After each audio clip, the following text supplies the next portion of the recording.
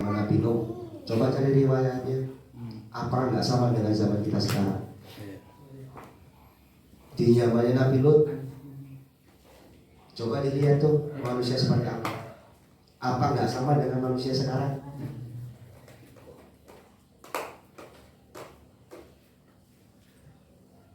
Kalau dulu Nabi Lut itu menyembah berhala, apakah kita nggak sama sekarang menyembah berhala tanpa kita sadari?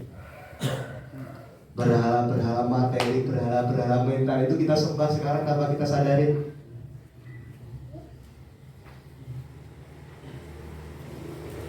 Lebih halus.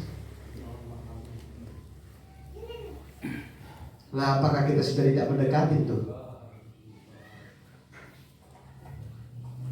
Di zaman Nabi Lut, kaum Sodom, LGBT lah kalau sekarang ya.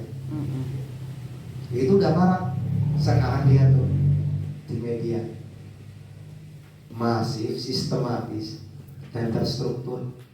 Terselubung lah. Apakah kita sudah tidak mendekati? Jika ini lebih kompleks sekarang. Makanya kalau itu tetap dibiarin, ya udahlah, ayo kita sama-sama bunuh diri bersama, udah gitu aja. Astagfirullah.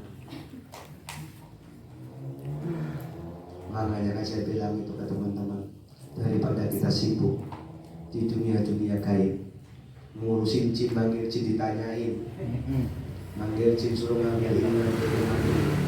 Yang lebih urgensi sekarang itu adalah peradaban manusia. Itu yang lebih urgent. Apakah kita selesaikan peradaban manusia di peradaban kita atau untuk anak cucu kita? Leluhur kita itu selalu berpikir ini semua titipan untuk anak cucu. Nah sedangkan kita sekarang berpikir ayo ambil sebanyak-banyaknya. Kan sudah berbalik jauh. Nah, maka tidak lebih dari itu sebetulnya apa yang kita lakukan bersama ini adalah sama-sama memperbaiki diri. Agar apa? Agar peradaban manusia tetap terus berjalan, tetap ada, tetap eksis sebagai manusia, bukan sebagai robot. Kan itu sekarang yang terjadi. Apakah kita sudah tidak di fase-fase akhir zaman? Kita enak-enakan aja gitu. Ya makanya kan saya bilang pilihannya ya mau nggak mau. Kalau kita mau terusin manusia ini terus berada, nilai-nilai manusia tetap terus jalan, ya mau nggak mau kita harus mengakses itu lagi. Kita harus memanusiakan diri kita, ya kita sama-sama memanusiakan orang lain.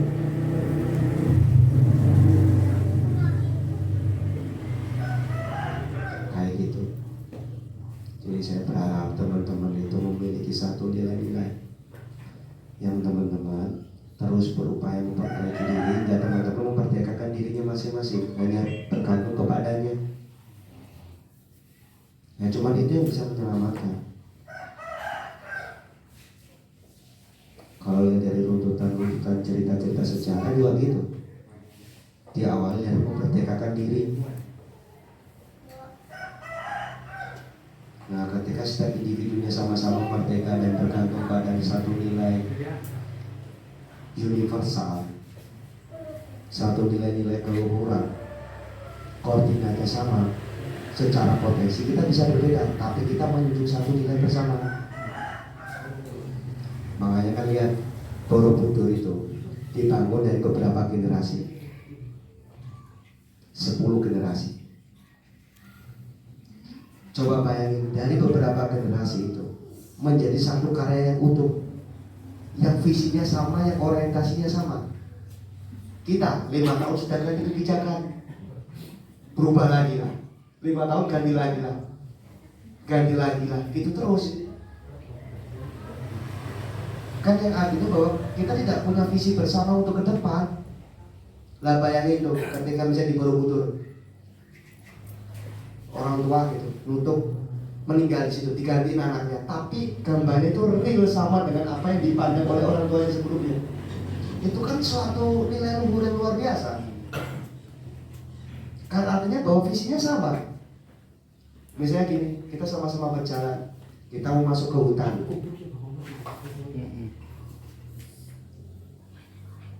Nah, ketika kita masuk ke hutan, kita punya visi itu yang sama. Artinya ketika satu orang ini tidak ada, yang meneruskan akan tetap sama. Kita gimana kita harus masuk ke dalam, meninggal lagi, terusin. Nah kan sekarang kan enggak. Nah coba kita punya pemikiran yang seperti itu, gimana kita mengembalikan lagi nih nilai-nilai luhur yang sudah ada dalam bangsa kita munculkan lagi, kita pegang. Bhinneka Tunggal Ika itu tidak mungkin orang itu tidak bertauhid. Pasti tauhid yang dipakai. Lah bangsa kita sudah sangat luhur seperti itu, jangan mau dipecah belah kita ini. Dengan perbedaan suku, agama, ras, jangan mau dipecah belah. Bangsa-bangsa lain itu satu, tapi berbagi menjadi beberapa negara. Tapi bangsa kita ribuan suku menjadi satu negara, itu luar biasa. Itu struktur pembentukannya sangat kompleks. Lah bagaimana kita melihat esensinya? Maka saya bilang, jangan lagi kita bicara kesukuan, mana suku yang paling berjasa. Ego suku itu mulai muncul tuh akhir-akhir ini, bahwa Jawa yang paling baik, Sunda buruk, Kalimantan baik, ini buruk. Kan nggak bisa seperti itu. Bangsa ini dibangun dari beberapa suku yang luar biasa, yang sebetulnya kalau ditarik garis lurus esensinya sama.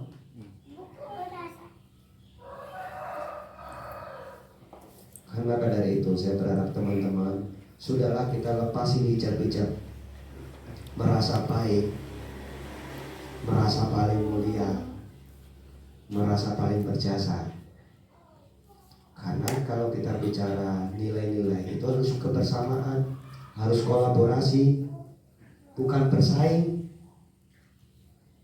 Kita udah capek itu bersaing. Makanya kan lihat dari gelar-gelar bangsa-bangsa kita, paku bumi, bayangin itu gimana itu beratnya. Mangku alam. Itu ide dari mana pemikiran seperti itu? Mangku Buwono, itu kan luar biasa.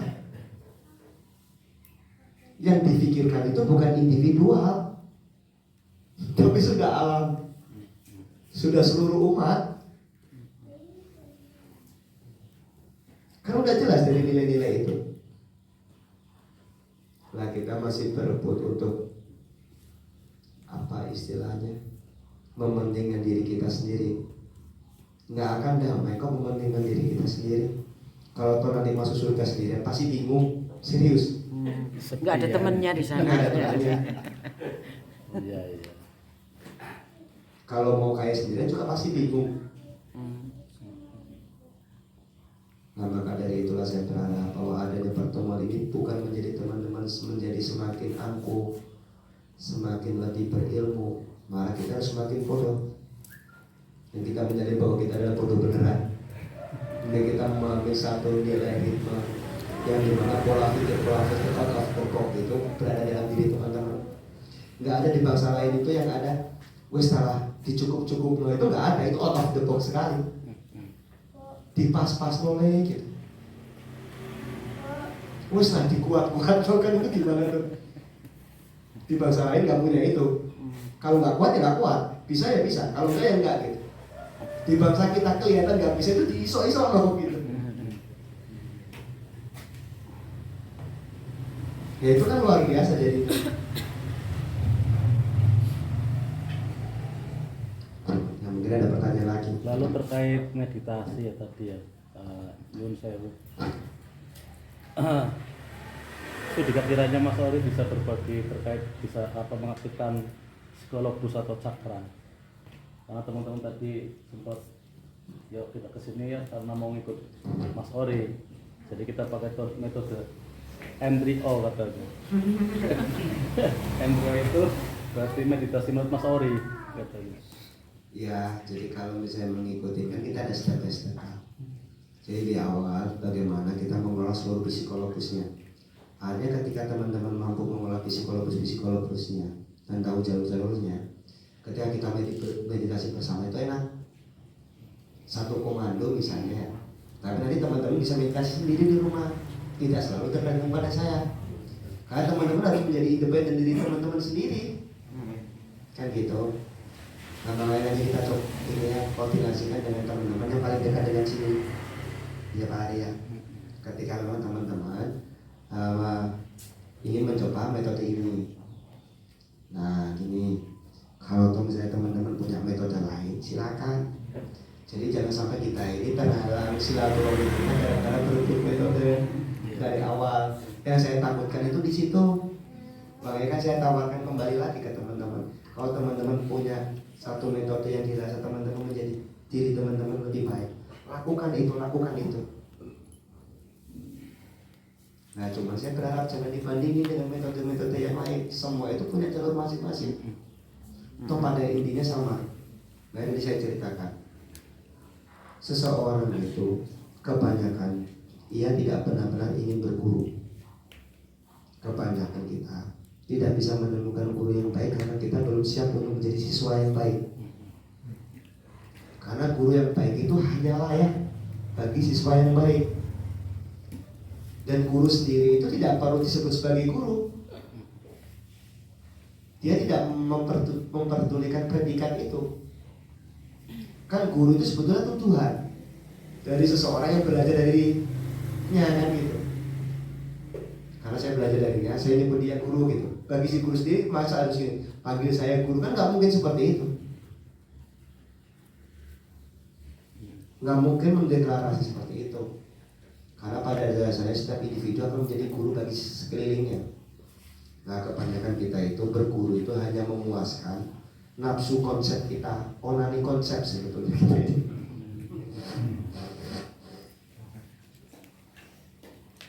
Ya mau nggak mau diambil atau tidak ya memang seperti itu. Kita ini cuma butuh seseorang yang mampu memuaskan konsep kita. Misalnya saya sudah punya konsep ini seperti ini. Saya mau cari guru, ketika temu guru dijawablah tidak sesuai dengan konsepnya, dia gak cocok kamu beli guru ini. Kan kebanyakan kita seperti itu.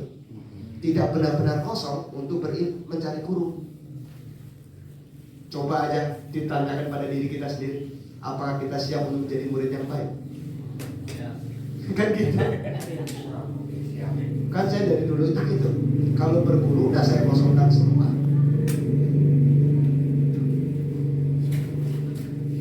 Bayangin itu kayak Sunan Kalijogo ketika berguru di Sunan Bonang.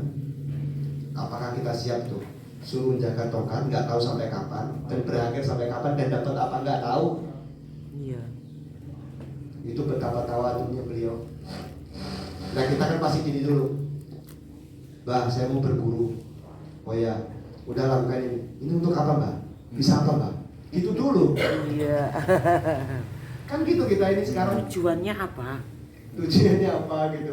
Ribet dulu yang kita tuju. Sampai berapa lama? 4 bulan. Waduh Mbak, kesuwen Mbak. Saya udah cepet lah gitu kan. Nah itu bayangin Sunan Kalijogo itu berapa tahun? Duduk aja seperti itu. Istiqomahnya. Kita ini mau sakti, nggak mau sengsara kan? Ya kan saktinya jangan nanggung. Makanya kan definisi sakti di kita itu adalah segala apapun selalu melibatkannya dalam segala gerak-gerik kita. Itu baru sakti. Manusia menjadi daya tanpa memiliki daya dan upaya tanpa karenanya. Kayak gitu. Jadi kalau misalnya nanti teman-teman dirasa metode ini cocok, teruskan. Kalau ataupun tidak, jangan sampai merusak silaturahmi kita. Cuman itu yang saya harapkan. Ya kan? Kayak di Semarang juga gitu. Ada teman yang tanya tuh, Bapak ikut di Semarang ya? Apa? Iya. Karena ada yang tanya, Mas, apakah kita bisa merasakan energi waktu habis senam gitu? Bisa gitu. Habis itu saya suruh beliau senam, saya nggak hafal, saya dampingin berdua senam bareng. Oke, duduk. Oke, semua duduk. Mau ngerasain energi? Ya gitu. Oke, semuanya. Nah itu Bapak ngerasa sendiri nggak? Nah artinya untuk melihat energi kita harus merasakan dulu, harus percaya dulu bahwa energi itu ada. Setelah kita percaya baru kita akan merasakan. Setelah merasakan baru kita bisa melihat. Sebetulnya seperti itu. Ya mungkin gara-gara penasarannya, ya udah duduk semua, ya udah dirasain ini, gitu. Nah, itu kan juga harus ada upaya dari teman-teman. Hingga bagaimana teman-teman mampu mengolah energinya sendiri. Untuk apa sebetulnya? Untuk teman-teman sendiri, bukan untuk saya. Kayak gitu. Jadi saya berharap teman-teman lebih legowo, lebih luas hatinya. Belajarlah dari manapun, belajarlah dari siapapun. Tidak harus kepada kami. Nah kami ini juga bukan guru, kami ini murid. Saya cuma meneruskan keilmuan apa yang guru saya berikan. Karena itu adalah bukti pengabdian saya sebetulnya. Karena waktu dulu saya tanya apa yang bisa saya lakukan untuk rasa berterima kasih kepada guru saya. Guru saya cuma bilang, rasa terima kasih terbesar seorang murid terhadap gurunya itu adalah terus mengamalkan keilmuannya dan terus berbagi keilmuan itu untuk masyarakat. Biar saya ini dianggap sebagai murid. Ini sebetulnya saya kan berupaya untuk menjadi murid. Makanya saya berbagi seperti ini agar guru saya mengakui saya ini muridnya. Kan kita bisa mengangkat tuh, itu guru saya. Apakah guru itu mengakui itu muridnya? Kalau kita tidak sesuai dengan apa yang beliau ajarkan, kan kita bisa tuh mengklaim siapa aja menjadi guru kita. Karena ada tuh cerita bahwa ketika si Abdul Qadir Jailani, ketika ada muridku yang masuk neraka, maka tanganku sendirilah yang akan mengangkatnya. Nah itu dibaca lagi lebih dalam. Ternyata indikator seorang murid itu ada. Bahwa murid itu ada indikatornya. Nggak semuanya diakui sebagai murid. Kayak gitu. Ya mas. Terima kasih.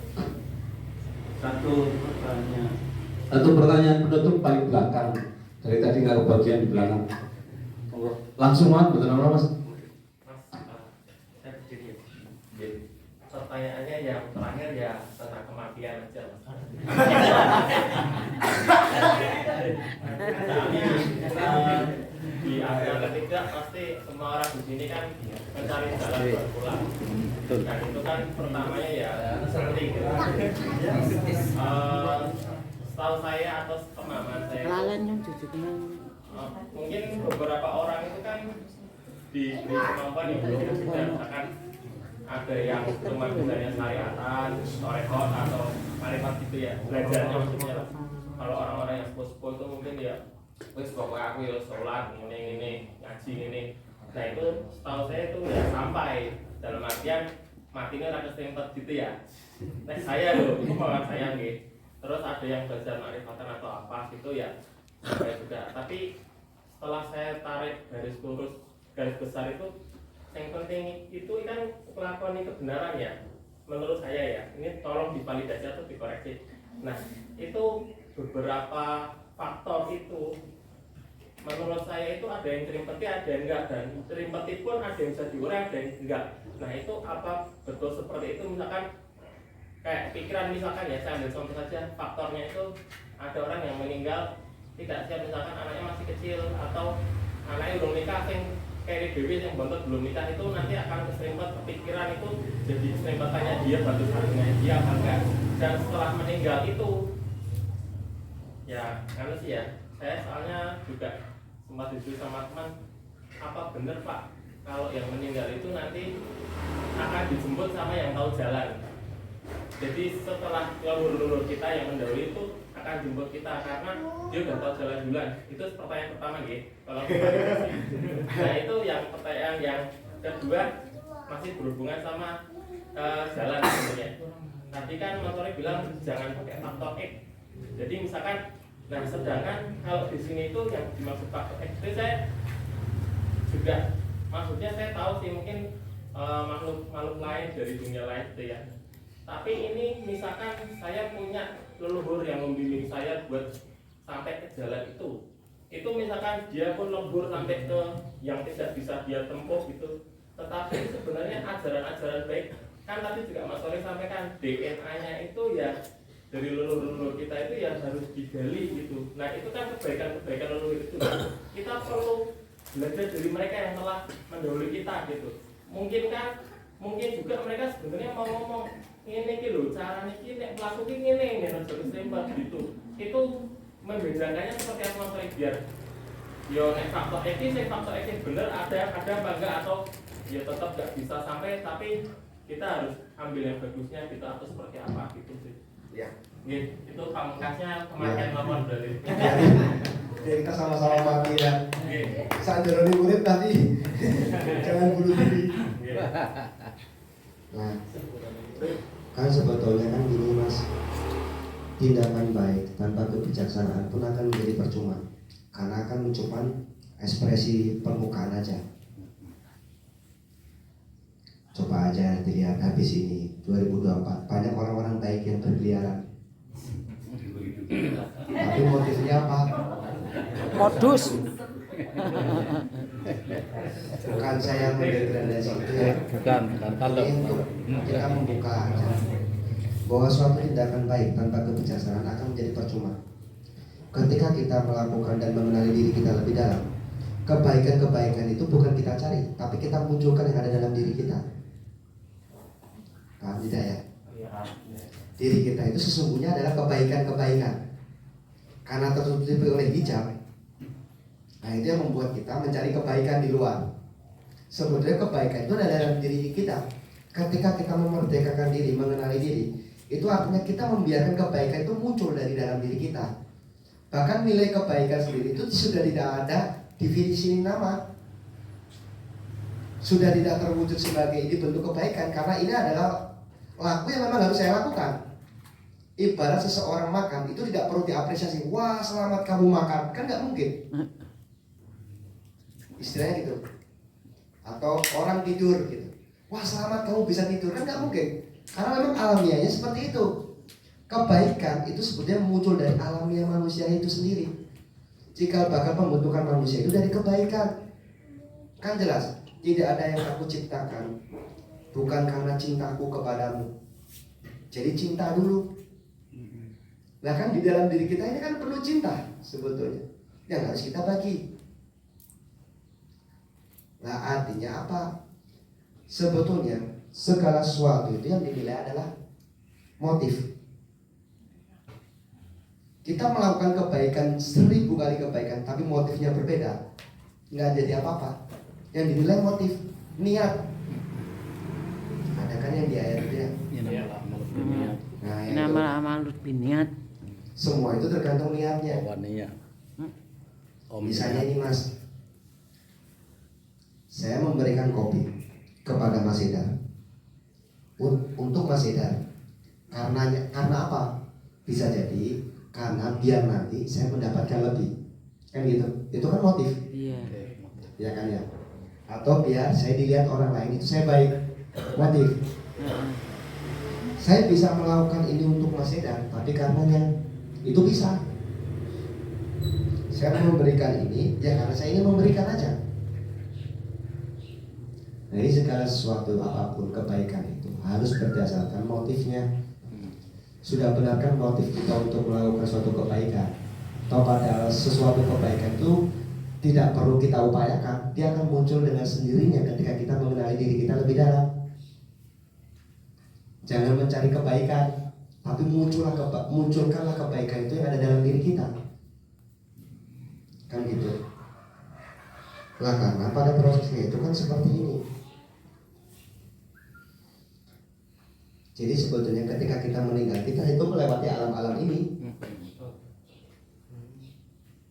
Jadi sebetulnya ketika kita belajar ini, itu sebetulnya adalah mencari jalan pulang agar ketika kita dipanggil, ya kita tinggal jalan aja, babatin jalan-jalan, nggak keseringan. Bahkan kan sebetulnya kan di kita kan udah jelas bahwa matilah dulu. Sanjerone urip, matilah sebelum mati. Artinya dalam kehidupan ini kita mengakses alam ini singular, dan kita bawa alam singular ke alam polar. Jadi kan sebetulnya proses kematian ini harus dialami. Jadi waktu belajar ini pun saya baru nyadar, oh ternyata selama ini saya belajar mati. Kalau udah dikasih tahu duluan, pasti saya takut. Kalau rasa mati ketika menjalani proses kematian bagaimana? Nah, itu karena identifikasi kita terhadap tubuh fisik melekat, Kematerinan. ya kematerinan. Karena akhirnya kan orang tua itu, misalnya seumuran saya, itu kan kita akan mengejar materi. Nah ketika kita di usia 58 ya, mau ke 60, pikiran kita sudah tidak ke materi lagi sebetulnya. Tanya itu sama bapak-bapak sepuh. Pikiran kita adalah pikiran kita sudah kembali lagi bagaimana kita mengikis ke dunia yang selama ini kita cari. Ternyata ini cuma fana, cuma tipuan belakang. Jadi sebetulnya apa yang saya cari selama ini gitu. Tidak lebih adalah mencari gimana saya biar nanti pulang itu damai. Kan itu yang dicari sebetulnya. Nah makanya kan saya bilang, apakah kita menunggu umur sekian baru kita mencari jalan pulang? Ya kalau umur kita diberikan umur sekian, kan artinya ketika kita masih diberikan kesempatan saat ini nih, detik ini, ayo kita bareng-bareng nih cari jalan pulang. Bisa jadi besok kita nggak ada, tapi kita udah niat mencari jalan pulang, itu udah niat nilai plus. Oh, udah ada niatan lah, hamba aku ini sakno wis. Lulus wis, apa? Gitu. Jadi sebetulnya kan ada proses ini. Jadi sebetulnya ketika kita di fase-fase sakaratul maut, itu adalah proses bagaimana kita kembali ke sini. Sebetulnya kan jelas bahwa kematianku itu adalah perkawinanku yang aku. Jadi kematian itu sebenarnya pernikahan aku dengan penciptaku. Itu Rumi yang bilang seperti itu. Nah ketakutan kita itu terhadap kematian karena apa? Kita terjebak pada jasad fisik ini, Mas. Saya mikir anak, saya mikir ini. Kan jadi kan jelas gitu. Apa ya itu? Suci Wateja yang bilang ya, menghina Allah itu tidak perlu kita membakar ayat-ayat Al-Quran, ayat-ayat kitab-kitab. Tidak perlu kita mengotori tempat-tempat ibadah. Cukup kita takut besok tidak bisa makan, itu sama dengan menghinanya. Iya. Itu kan luar biasa tuh. Dalam banget itu pasti.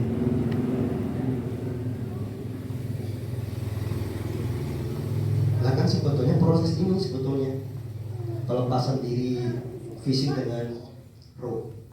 Set Big Bang itu sang. Nah itulah yang ada di dalam sendiri. Itulah wes. Nah kesadaran manusia itu semakin ke atas dia akan mendekati ini. Ini adalah kan consciousness, kesadaran ilahiyah. Jadi ini saya kasih ini karena memang pasti ada jarak antara pencipta dan yang diciptakan. Misalnya ini pencipta nih, ini kita nih awam naik, set. Ketika di sini ini akan gini terus mas, sampai kapanpun. Maka disitulah jelas bahwa kita adalah abduhu, kita adalah hamba sehamba-hambanya, dan tidak mungkin kita akan menjadi Tuhan. Nah, ketika di sini akan ditagih juga. Mencintainya saja itu lebih mudah kok.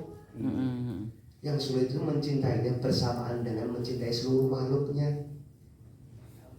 Kan jelas tuh di situ. Ketika kamu mencintaiku, buktikan dengan mencintai seluruh makhlukku. Jadi motifnya itu sebetulnya mas, ketika kita melakukan kebaikan itu yang kita lakukan di dunia pola, tidaklah lebih, itu adalah komitmen kita kepadanya agar ia selalu mencintai kita. Sebetulnya itu kita sudah tidak butuh lagi orang lain mau mengatakan kita baik atau tidak. Yang penting engkau cintai saya gitu. Ibarat kita itu mau melamar seseorang, kan kita terus berusaha tuh, apa yang dia suka saya akan lakukan itu. Jadi motif kita melakukan kebaikan ke orang lain itu sebetulnya adalah motifnya agar saya dicintai olehnya, bukan untuk dikatakan baik. Gitu. Ya, jadi kan makanya jelas bahwa kebaikan itu harus berlandaskan kebijaksanaan. Kebijaksanaan itu apa? Buah dari pengenalan akan dirinya. Seseorang itu tidak akan bisa belajar bijak. Kita menyuruh orang lain untuk bijak percuma. Karena bijak itu tidak diajarkan. Dia itu adalah proses pengalaman akan individunya sendiri, proses pengalaman akan kehidupannya dia sendiri. Misalnya nyuruh orang lain, Mustafa udah bijak, kok nggak mungkin dikubris. Tapi kebijaksanaan itu adalah buah dari akan pemahaman akan dirinya sendiri. Artinya apa? Ketika dia memahami ini, dia akan memahami setiap proses step by stepnya. Ayo melihat orang lain itu memaklumi. Oh iya aku biar ngomong gitu. Jadi merasa itu bukan merasa mengucilkan, tapi kasihan. Rasa cinta kasihnya yang keluar. Nah itulah melahirkan memaklumi itu, bukan menghujat. Kan kita itu sering menghujat gelap. Nah makanya kan saya bilang daripada kita sibuk menghujat gelap, lebih baik segeralah nyalakan lentera-lentera yang ada dalam diri ini. Karena dunia ini itu sebetulnya kegelapan. Yang dibutuhkan apa? Hanya secercik cahaya, bukan kesaktian, bukan basoka, bukan nuklir, bukan kekebalan. Yang dibutuhkan hanya secercik cahaya. Coba kita bawa pedang kemana-mana di tengah kegelapan, nggak dibutuhkan itu. Yang dibutuhkan hanya lentera lampu itu, yang dimana kita saling berbagi. Ketika kita saling berbagi itu, ketika kita bicara saling mengingatkan, hati-hati. Karena ada cahaya itu yang menunjukkan jalan. Gitu mas. Jadi proses mencari jalan pulang itu ya gitu. Kita harus kembali ke sini. Nah, ketika di sini, sebetulnya ini pun kita akan ditugaskan di dunia ini untuk apa? Untuk berkiprah sesuai dengan potensi kita untuk menyalurkan nilai-nilai ilahiyah sebetulnya gitu. Sesuai dengan potensi masing-masing. Jadi potensi itu tidak ada yang mana yang lebih bagus, mana yang jelek. Potensi itu perbandingannya adalah kemaslahatan. Seoptimal mungkin kemaslahatan apa yang kamu bisa berikan terhadap potensi yang sudah dititipkan. Toh kalau sudah sampai sini pun mau ngapain? Nggak mungkin kita di sini. Makanya saya bilang teman-teman yang berjalan di spiritual, yang orang-orang spiritual itu sudah tidak lagi harus eksklusif, tidak harus lagi ngelimis, tapi harus lebih membumi lagi.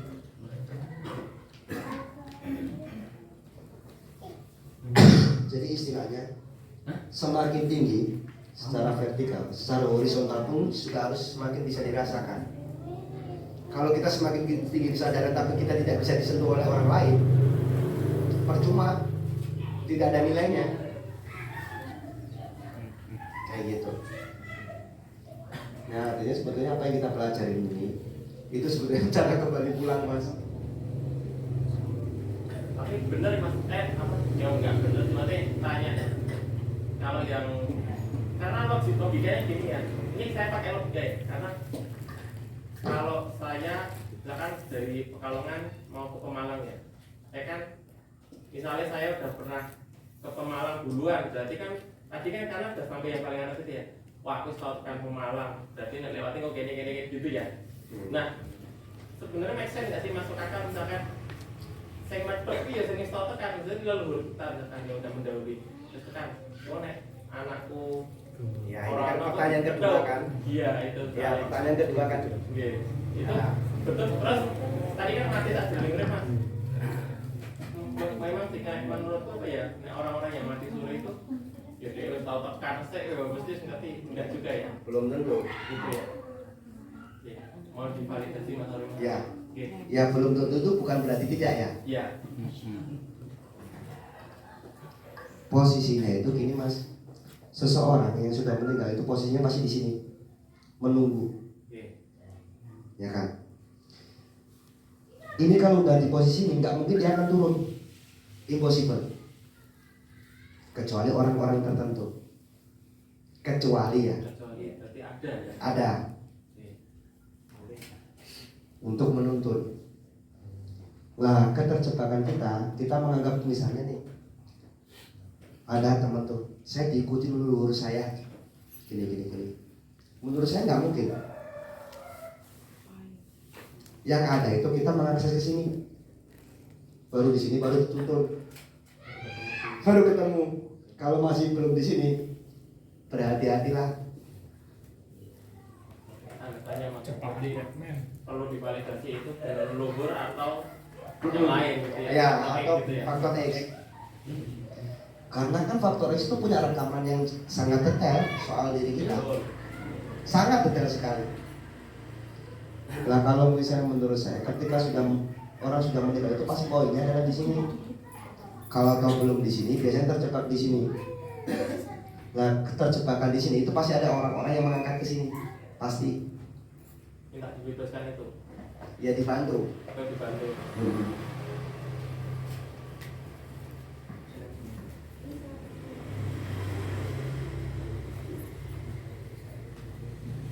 Nah kalau misalnya kita mau ketemu leluhur, ya kita harus berada di sini, ketemu real Berada di mana mas? di sini. Di paling akhir itu. Caranya di pasar. Kalau kita mencari jejaknya leluhur, jalan leluhur gimana? Apa? Mencari Jejak jalan leluhur. jejak perjalanan leluhur kan. Berarti harus sampai sana dulu. Ya. Gini. Yang contohnya gini mas, maaf. Dia umpamanya dari Jawa Timur ya, terus dari Timur perjalanan sampai ke Jawa Tengah dan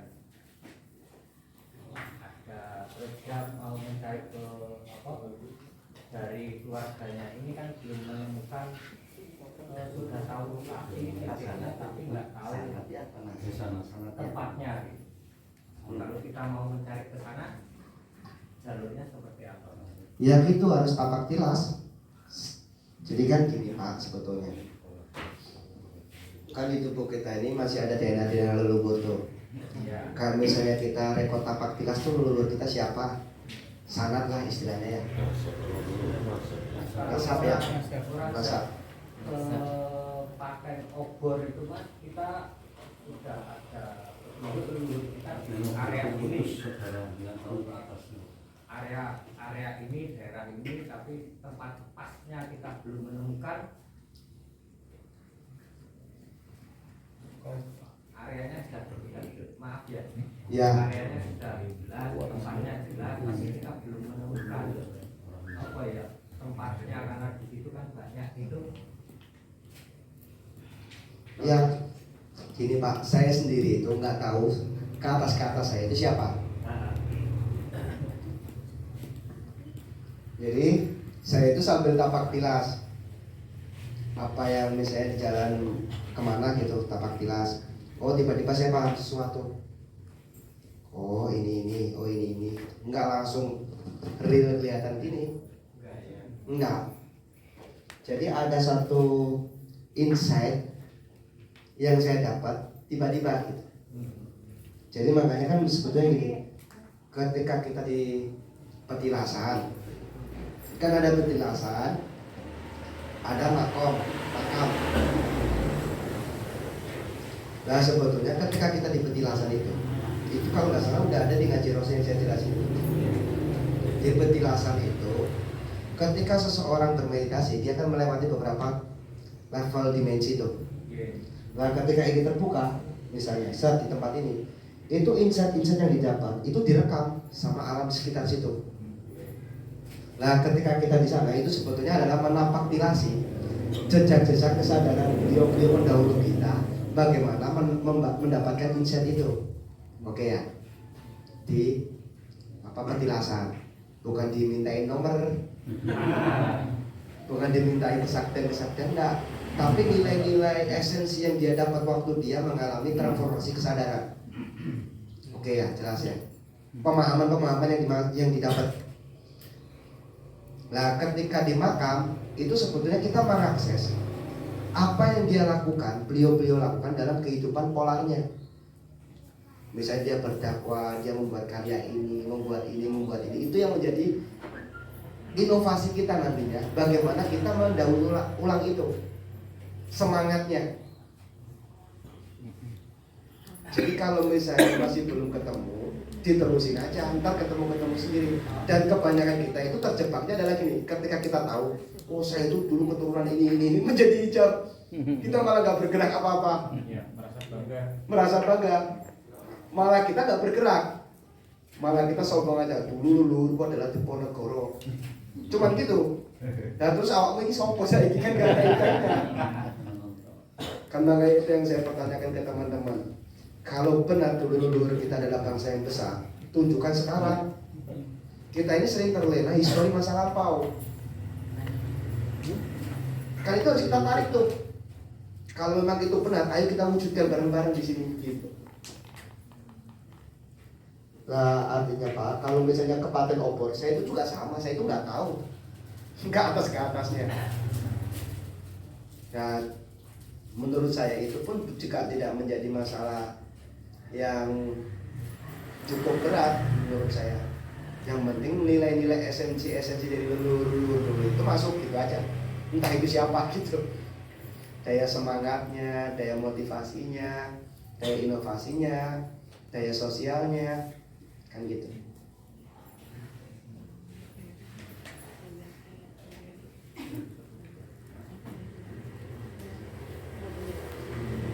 Nah itu makanya kan sebetulnya ketika kita sudah memahami di sini, nah kita akan bisa berinteraksi tuh. Misalnya kita terdiam, tarik sebetulnya DNA kita, telusuri, sampai kemana itu tahu, karena dia menyimpan informasi. Kalau tahu bisa.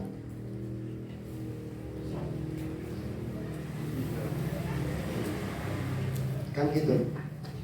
Nah di luar negeri itu nggak ada yang bisa rekod DNA.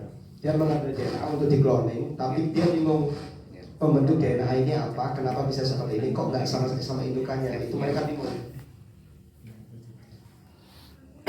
Mau di cloning kan manusia itu nggak akan bisa sempurna seperti indukannya. Pasti dia punya satu nilai tersendiri, nilai keunikan. Oke. Ada lagi? Udah. Pas waktu kita jawabnya komedi ya Mas. Seperti itu di pesarian, itu kan kadang ada tekanan yang kita kadang mau nafas sampai sulit gitu. Iya. Itu proses transisi ini ke sini. Gimana? Proses transisi di setiap level. Iya. Itu memang rasanya seperti itu. Tekanan. Ada yang tertekan, ada yang kayak gininya dingin, atau lagi kayak gitu. Kayak naik lift. Nah itu kan sebetulnya kalau kita punya energi, kita tinggal akses saja ke atas, tak nggak usah ngelewatin itu, tak baru memahami maknanya. Oh ini bisa. Kan nggak butuh beberapa hari sebetulnya. Oh berarti butuh energinya yang.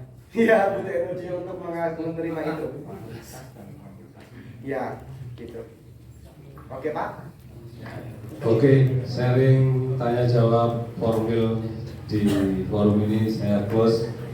Jenuh Pak, Bu? Enggak. Kalau Anda sampai kedua di Pemalang masih semangat? Semangat. Merintih saya.